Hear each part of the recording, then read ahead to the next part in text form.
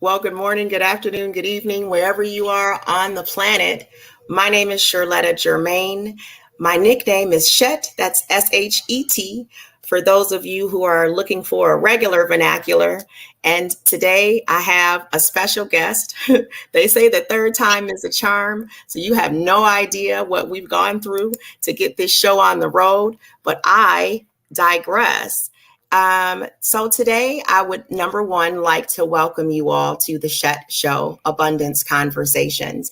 This is a dynamic and inspirational podcast series hosted by myself, Sherletta Shet G, and the ever insightful God brother Larry Penton, also known as LP.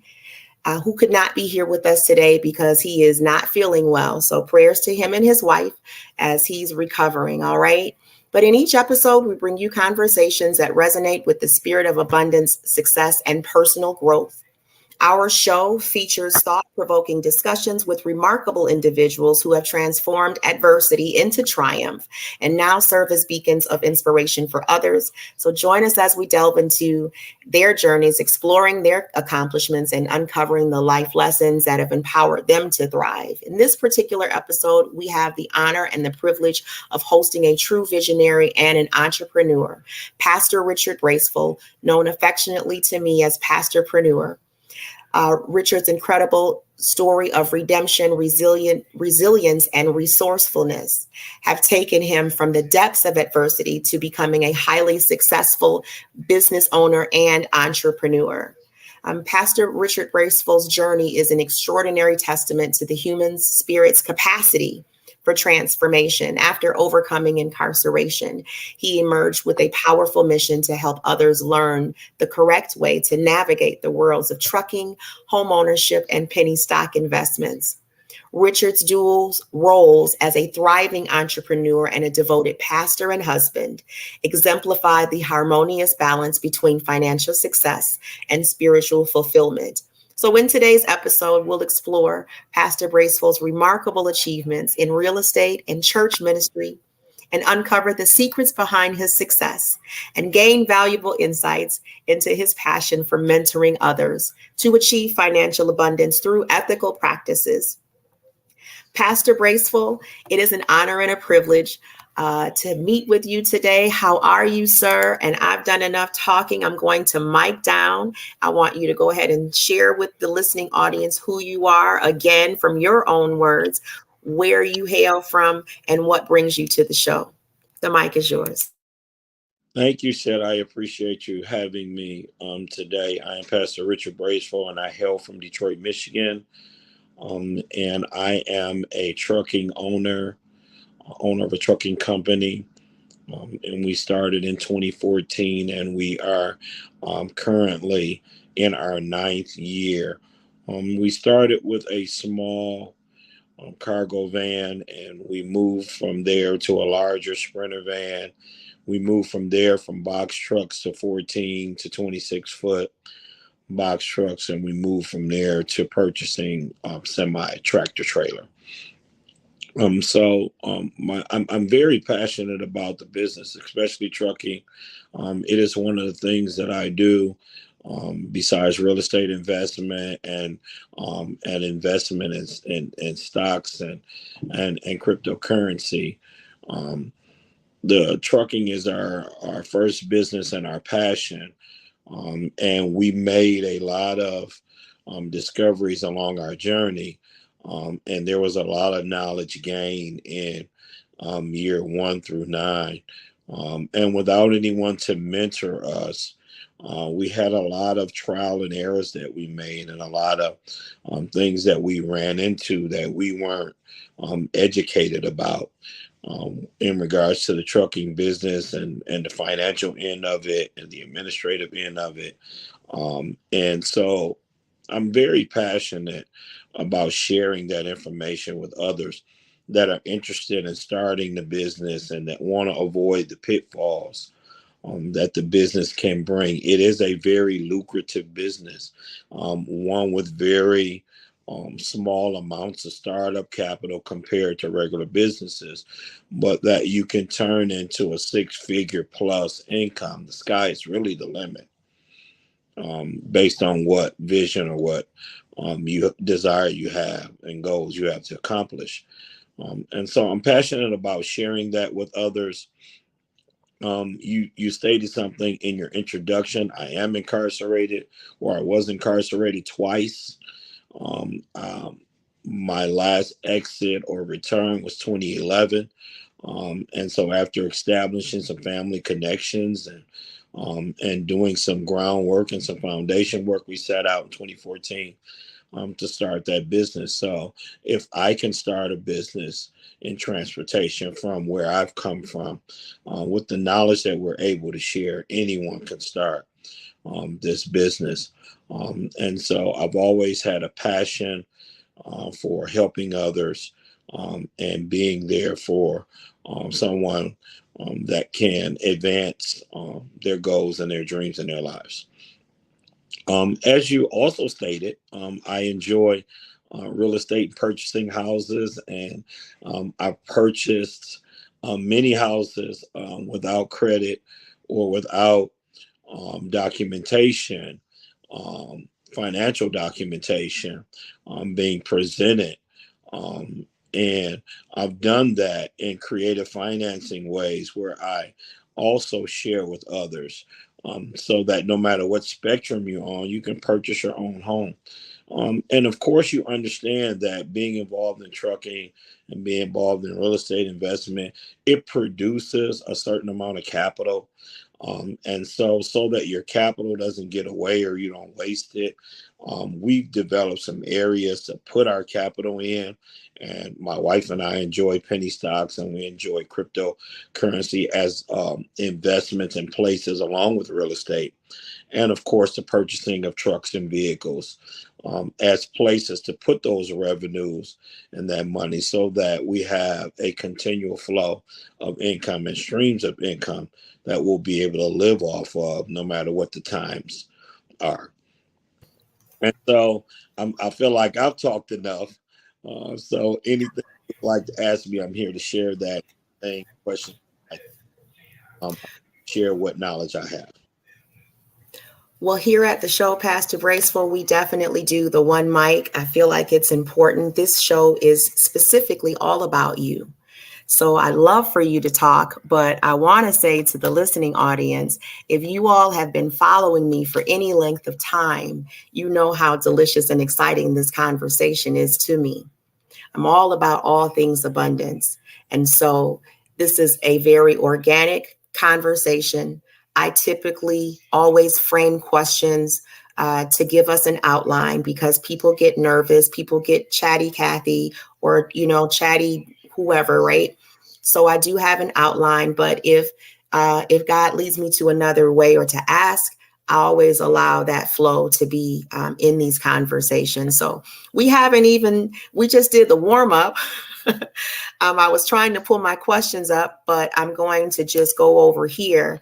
And so my first question, as we go ahead and dive a little bit deeper into this conversation and your professional and personal life, tell me about from tough times to today. How did you go from a very difficult situation, which you've previously been discussing, to being both a pastor and a successful business owner? Was there something, what inspired that change in your life, Pastor? The mic is yours. Well, my faith always plays a role in everything that I do, and establishing a faithful relationship. I moved into accomplishing some goals and some things that I enjoy. Something about my background and my history is I started driving at 14 to 15 years old. And I've always enjoyed driving. And when I began to reestablish, returning citizens have difficult choices. And being a returning citizen, I had the choice of trying to convince employers that I was employable, and that my background and my history and the way I looked on paper was not really me. That task of convincing employers, that was a very difficult task. And I had a support system around me that gave me the assistance that I needed. And I realized some people don't have that support system. And so I was able to crawl around a minute on jobs that were offered to me, lower paying jobs that were not really livable wages, but I looked at them as a start. And so in my starting, I began to see that I needed to make another decision and another choice in my transition that would help us live in a career or a financial place that was livable for us and something that we could survive off of. So my first job after incarceration was a $10 an hour standing in front of a T-Mobile, holding a sign, twisting it around to draw people into the T-Mobile because that was the only job that I could find. And so from that point, I learned some things about transportation from reading, from studying, and I happened to purchase a van about a year after I was incarcerated. I happened to purchase a van, and I took the seats out of that van and just began to use it for transportation. So I would apply with third-party contractors. My driving record was good. Of course, when you're incarcerated, you don't have any tickets for the previous year. So my driving record was good. And just putting insurance on that van, and it was a 17-year-old van.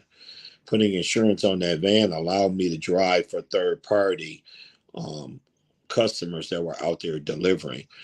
So I ran across a few companies that had advertising for third party contractors, and I applied and was given an opportunity to work with those third party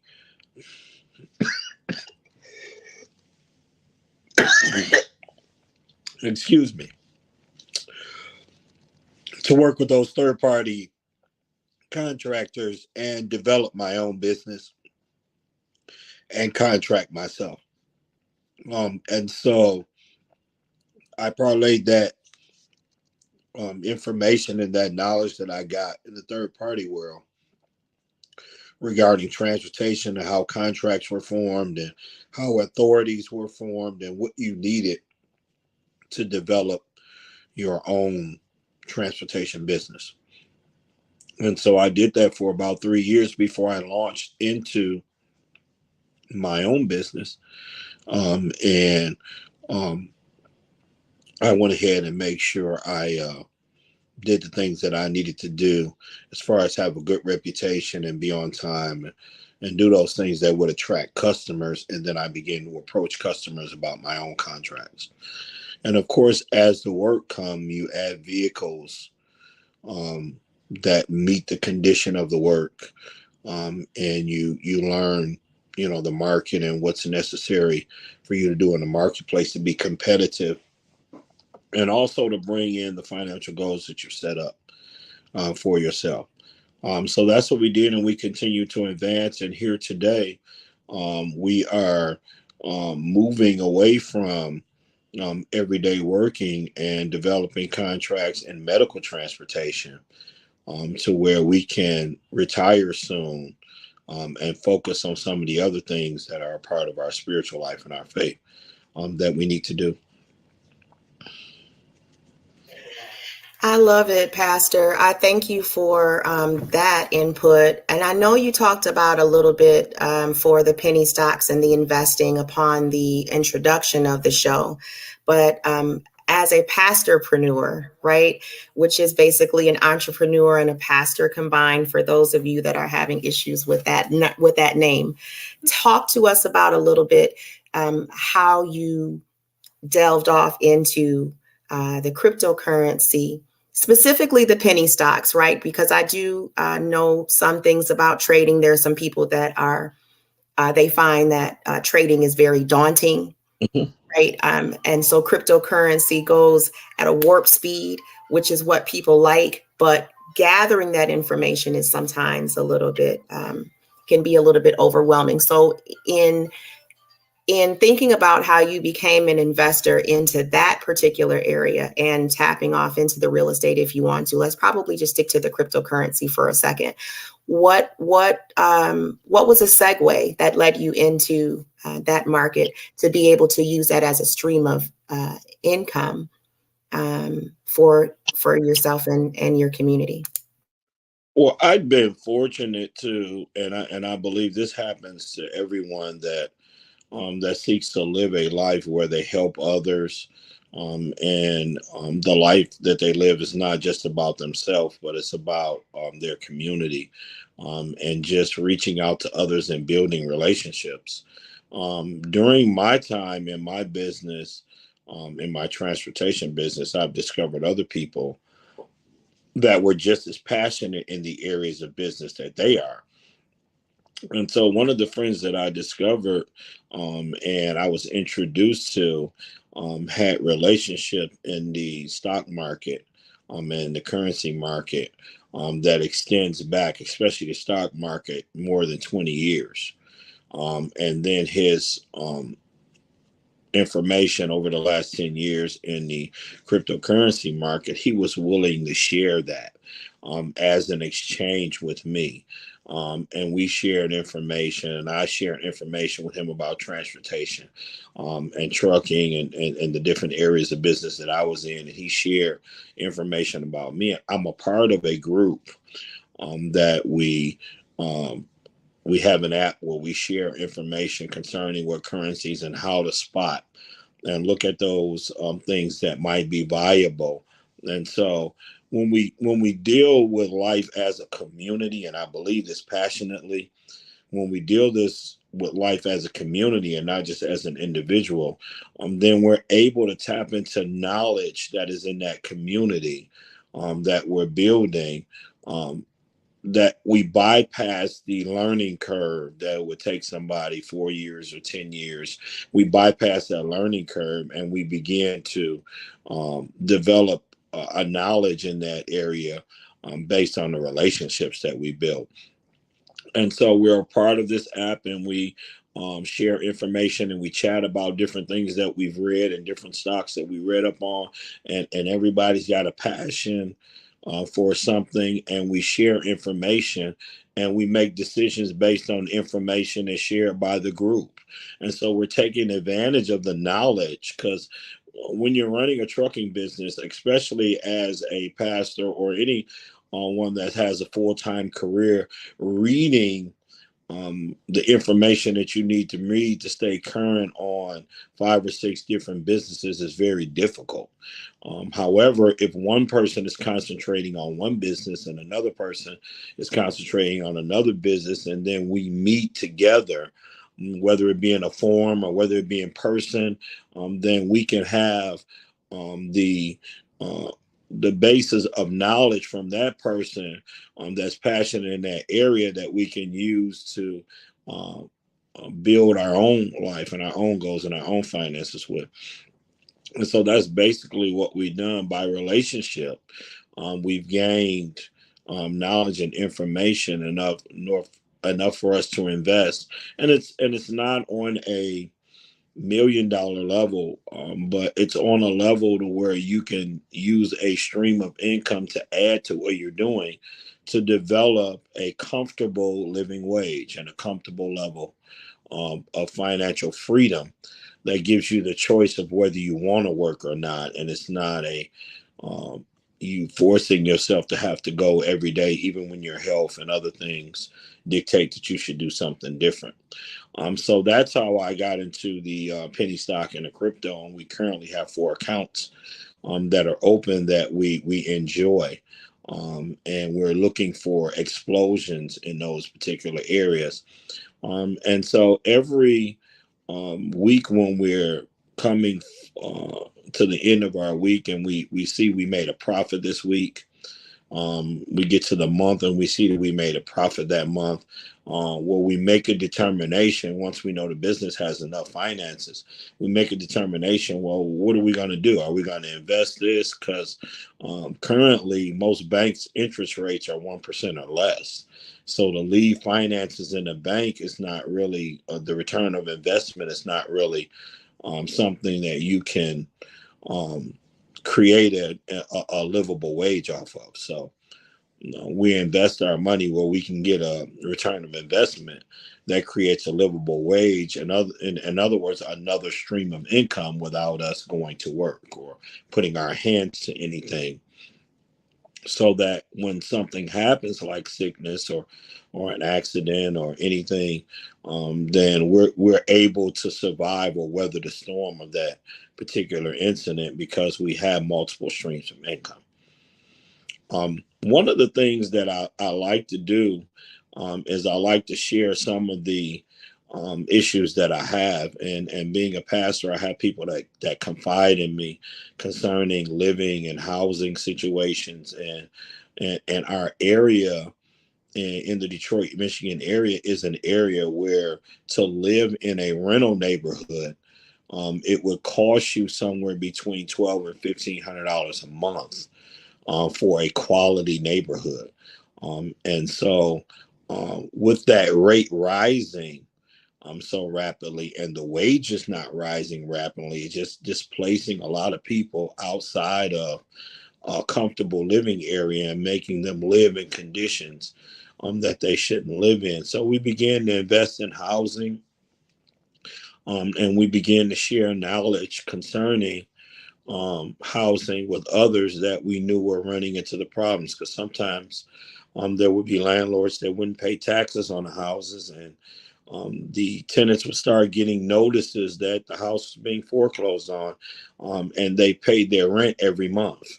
And they're faced with eviction from foreclosure because the new owner doesn't have a relationship with them. Some of them are living in month-to-month situations where they don't have leases where they can go to court and say, I should be given enough time, and so you can possibly pay your rent every month and then be evicted. And so, dealing with those situations, I felt passionate about sharing with um, those that I ran across in whatever position I ran across them in, of how to develop the power to control their own living situation with home ownership. And in our area and in our market, you can buy a house for as little as $1,000. It'll take a lot of work to make that house livable. But if that's where your situation and your circumstances is, then you have to network on that level to bring that house up to a living, a place where you can live and dwell there and have safety for your family. But if you are working, and you do have a measure of secure income or stable income, then there are ways where you can purchase a home that's in a nice neighborhood. And you can do it in a way where you don't have to worry about bank qualifying, or you don't have to worry about putting 20% down and closing costs and all of those things that takes years to save. There are ways to bypass that. And so we share that with people that are in a situation where they need to come out of rentership and go into home ownership, where they can control the narrative for their lives. And so those are the three areas that we're passionate about. Other things spiritually, but I'll leave that for another show. But in business, that's where we move and where we navigate around at. Well, Pastor, that was a lot of insightful information. Some of the it answers a little bit of the questions that I have coming up, but let's talk about a work-life balance, right? You are a busy man, a husband. You are a father of 8. How do you balance your spiritual life with your church membership and your careers and your family? Well, I don't want to take too much credit because I have an outstanding support system, and I have an outstanding congregation, and an outstanding family unit and family dynamic. Um, my children, the eight of them, seven of them are grown. And so they range from the ages of 29 and 36.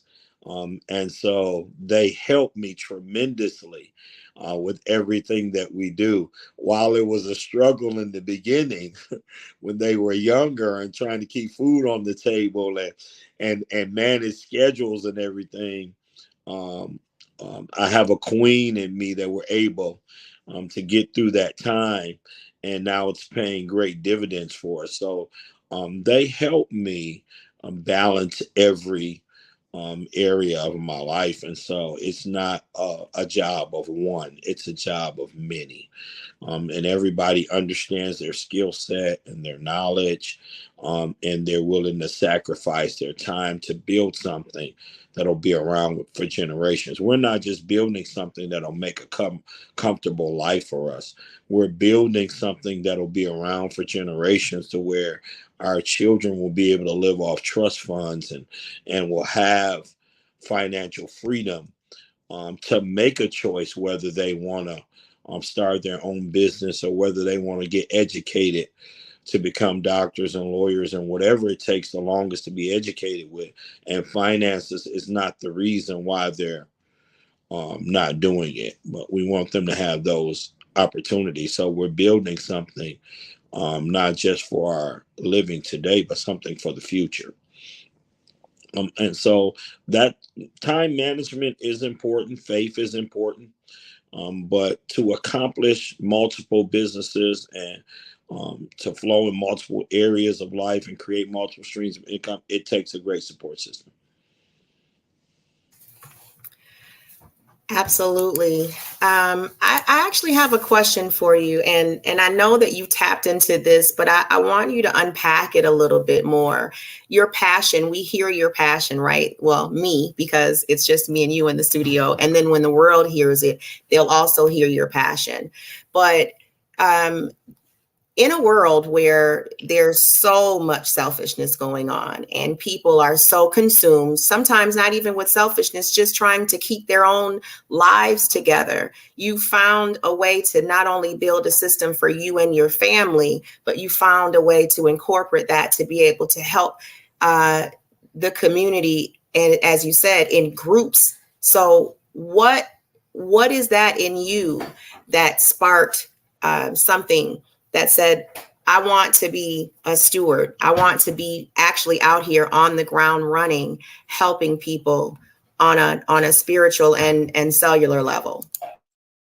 Well, being who I've been created to be, and utilizing the gifts that is in me, there's something that's in me that I can't take credit for, that moves me to do what I do from day to day, and so I won't say that this is something you can that everyone can generically do. There has to be a passion in you, and there has to be something in you that goes deeper than you, that lets you see that it's more important for you to do things for the whole than it is for you to do things for yourself. And love is truly a selfless act in most cases. And so if God has placed that love in us and those gifts in us, where we do things based on His strength and His power, then we can't take credit for it. It's Him doing it in us and just making us wake up every day and having a desire when we see problems to create answers, and when we have struggles, having compassion enough not to want to see the next person have that same struggle. And I have children that are going through things in life that they've spoken to me about, that it's not generic to my generation. Well, we had to deal with racial issues and other things in my generation. Some of the things that they're having to deal with in this digital age and the social age is different. So when they come to me with different issues and we sit down and we come together and we pray and we say, please reveal to us how to solve this issue. And it comes from somebody and it comes from somewhere, that solution and that answer somewhere in the community. And we get the answer for it and we all flow together to make sure that that thing is taken care of. And the person is well and the person is whole. And the person is able to grow and share that. At the same time, we have to document what we do. And sometimes the documentation doesn't look good. Me being twice incarcerated, it looks like, why should I listen to him? You know, um, it doesn't look good. But if we're transparent in who we are and what we've overcome, then it'll help us to connect with those that know that we've been where we've been. I was just talking to a young lady that is raising her son this weekend. I was just talking to her, and she's raising him by herself. And I was sharing with her that this is uh, an opportunity for you to bring your son into a community where somebody will help you, because even though it feels like you're by yourself, you're not by yourself. And I shared with her that I shared some of those same issues, that when I was 8 and 9 years old, my mother and father divorced. And my father kind of divorced us. And so trying to navigate a young man and trying to navigate my teenage years without that male role model and that male force that was there made me passionate about being there for somebody else, and allowing young men to have a big brother, an uncle, someone that cared about their destination, um, that they would have somebody there to uh, be a support system for them.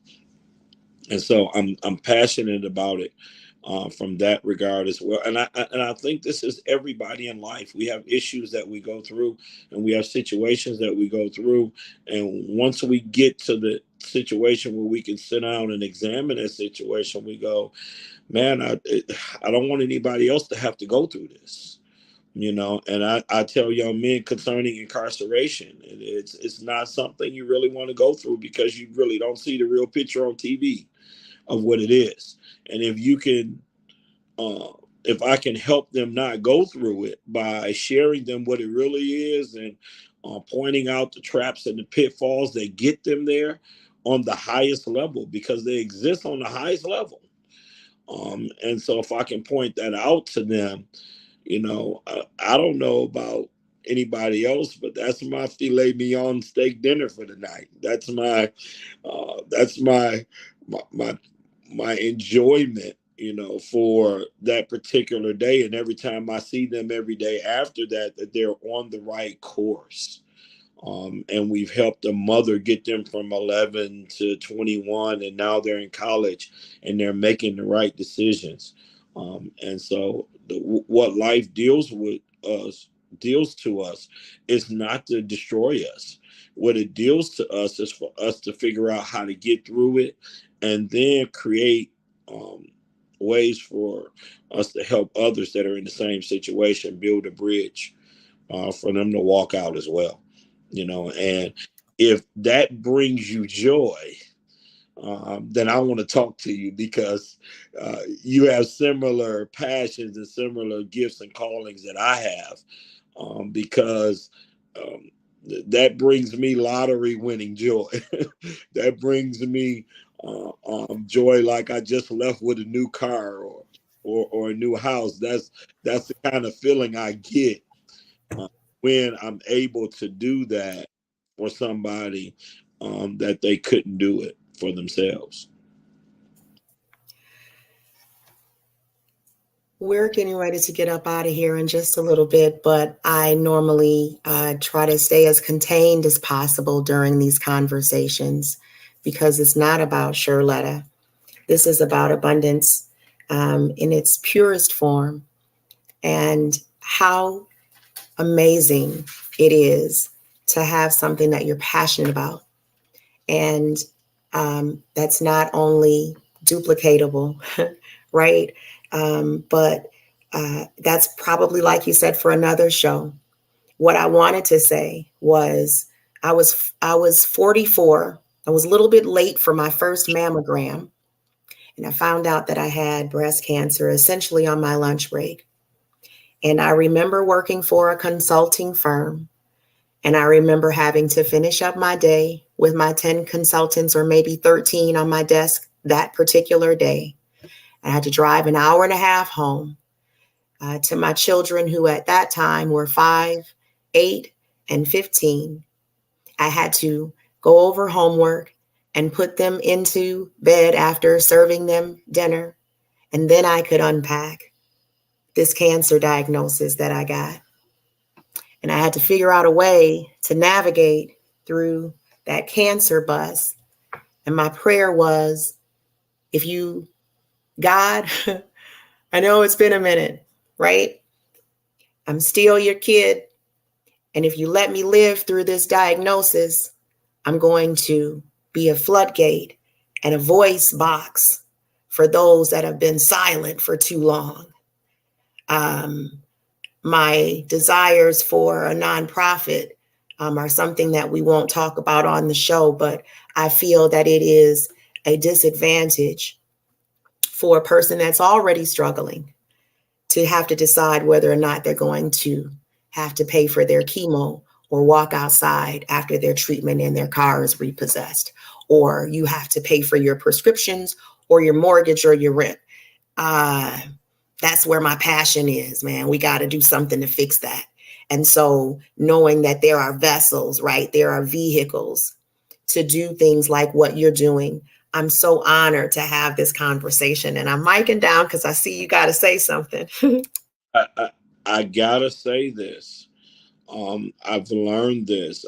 I just turned 56 years old. Trust me, if you're going through something, there is an answer. Someone has that answer, and they have that help for you. And they don't want anything. And when I say they don't want anything, there is a joy that comes from just helping you, especially when you're serious and you get it.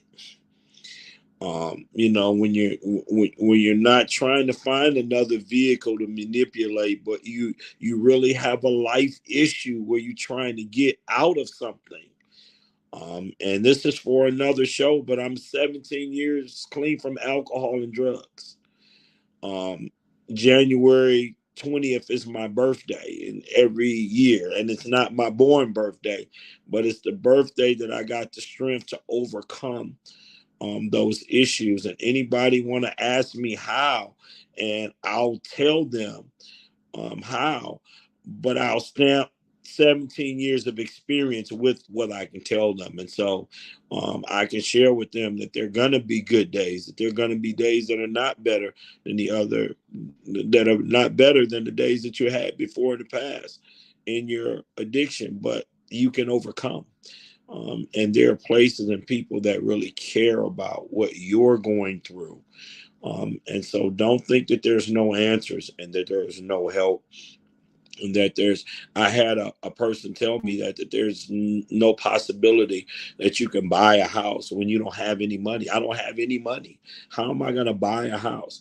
And then I pulled them paperwork out of a gentleman that sold me a house that was moving to Texas, and he couldn't pay rent and a mortgage in two different places. And so he sold that house to me for zero down on land contract. And we completed the process, and I did end up paying for the transfer fees that the county charges you to transfer deed from one person to another, which were minimal, less than my week's pay. But I got that house for no money. I didn't have to save for it. I didn't have to, and it's just an answer for everything that we go through. And somebody, it's not isolated. We're not the only one that's going through it, but by isolating ourselves by ourselves and not being a part of that community, then we lose that opportunity for great things to happen. I had Um, which is, it's kind of, I mean, this has been such a wonderful conversation, and we are getting ready to get up out of here. But as a licensed life and health insurance agent, I'm in the financial services industry. I'm tapping into the real estate market, but I am astounded by the statistics that 74.4% in 2022 white Americans were able to get home loans and home purchases, where ours in the Black community was about 44%. We have to do something to change those numbers. And I feel like, Pastor Braceful, you're going to actually be able to do it. Why don't you go ahead and give us some advice, or actually the 3 things that you're going to be working on, some upcoming projects? There are some things that we are working on trying to put together. The one thing that is a negative about being 56, if I just have to say something, that's a negative. I left home before a cell phone was a purchasable item for the average person. I left home before the internet was up. And so I was on my own having children before the internet is up. So we are believing and tapping into resources where we can put the information that we have experienced digitally, so that we can put that out to people at an affordable level, where we can reproduce it and send it to them, to where they'll have access to that knowledge, and that they'll be able to have a line where they can call when they get stuck somewhere and go, okay, you're right, this is the process, but this is what I run across and I'm stuck. And so we'll be able to share with them or connect them to the right people that can help them get unstuck. And we're launching transportation coaching to show you how to get started in the transportation business, from your first LLC to your authority, where you can drive locally, to your authority where you can go in the country in Canada and Mexico. And drive. We spent 2 years in our transportation business going to Penetanguishene, which is a town outside of Toronto. We spent 2 years driving there 3 days a week, and people told us we couldn't go into Canada because we had a criminal history. And that's just fake. That's not accurate news. And we went there for 2 years legally. And we did business there. And so I'm believing and trusting that I have, and we have the right people that can bridge that gap and put this information out digitally, where we'll be able to show you these things, and you'll be able to have a how-to, and you won't have to spend the type of money that will upset your household budget to get this knowledge, and you'll be able to receive it for what we pay for our cell phones and less. And it's amazing that the information that we have in us can change somebody's life, and we can do it to a point where it's something that they can afford, and they can share that information with others. And so that's just something else that's coming. And we just had knowledge of how to open up these trust accounts when children are born. It doesn't even have to be your child. It could be your niece or your nephew or your grandchild. How you can open up a trust account with them from birth for as low as $35, and you can put in that account whatever you desire to put in there, so that when they get 18 or 21, that they know what it is to have a trust fund. And again, you didn't do it sacrificing your living or your life or going into debt, but you took advantage of knowledge in the markets to be able to open these things up at a bare minimum of cost. But it's life changing to your children and grandchildren, your nieces, your nephew. And so that's something in the um, uh, financial area. We desire to have workshops and just to show people those things, so that, it is something that they can begin to transform their lives with. Well, Pastor Braceful, this has been a most impressive, delicious, juicy conversation. Thinking about that filet mignon that you talked about earlier. I'm not going to go have one for lunch, but I'm certainly going to have it on my mind. I want to thank Red's Home Rehab for making this phenomenal introduction to a trendsetter and a trailblazer in his own right? Pastor Richard Braceful. Let us know how we can get in contact with you. And we're going to get up out of here. And how can we reach you? The name of your ministry, we haven't even talked about that on the show. And if people are interested in locating you, where should they go? I am the easiest person to find 2 days a week on Thursday and Sunday. Life in the Spirit Ministries is LITS Ministries at gmail.com. It's Life in the Spirit Ministries on Facebook.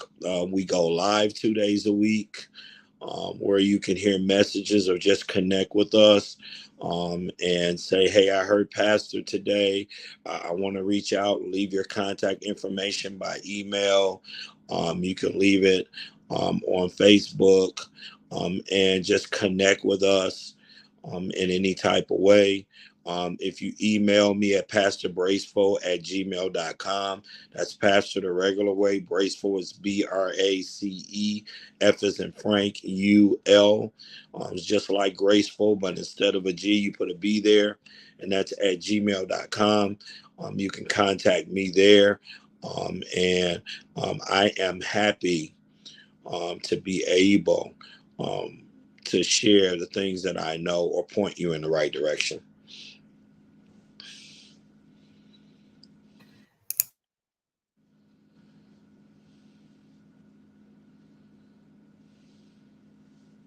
And thank you so much for your attendance today, Pastor Braceful. Thank you all for attending the show. Again, this is the Shet Show-Abundance Conversation. It's been an incredible journey of inspiration and empowerment. We're so grateful to have had Pastor Richard Braceful as our special guest. Our mission is to bring you stories that resonate with abundance and success and personal growth. So please be sure to subscribe and stay connected for more inspiring conversations. I wanted to also let you know that you, our listeners, have the opportunity to support the show. With the growth that we're doing, it's taken off exponentially. Started August 11, 2023. There's probably about 11 more people that I have to interview. And so we need to build this team very, very quickly. So your contributions can make a significant impact by helping us bring more meaningful content to your ears. So you're going to see this little thing that pops across how you can donate. We're all over the map in terms of our digital currency. PayPal.com/Sherletta Germain. I did make my name an entity, Pastor. So it's Sherletta Germain, the entity, but you get to talk to the Shet Show guest. And I promised that I would behave today. And I did. Pastor, is it anything that you want to say? Shout out to Red's Home Rehab. Rogers, we love you so much. Thank you for Dreamweaver Arts and all of the platforms that have helped sponsor this particular show. Is there anything that you want to say before we close and you can get us up out of here? No, thank you so much for having me. And I appreciate the passion that you have for us and our community and your audience. And trust me, you are on a joyous mission that I'm sure is going to produce such great fruit and benefits. But anytime you need me, I'll be glad to come. Thank you. Well, you heard it here first. We'll see y'all next time on the Shet Show. We'll see y'all next time on the Shet Show. All right.